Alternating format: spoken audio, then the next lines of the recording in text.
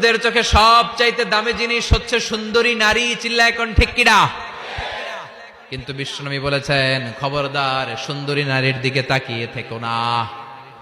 তাকিয়ে থাকবা তোমার বিবির দিকে। কার দিকে? তুমি সুন্দর তাই চেয়ে থাকি, সে কি মোর অপরাধ? না, কোনো অপরাধ নাই। স্ত্রীর দিকে তাকান, কিন্তু ভাবির দিকে তাকাইলে অপরাধ। শালের দিকে তাকালে অপরাধ নাকি অপরাধী? হ্যাঁ, এখন তো সব জায়গায় খালি তুই অপরাধী, তুই অপরাধী।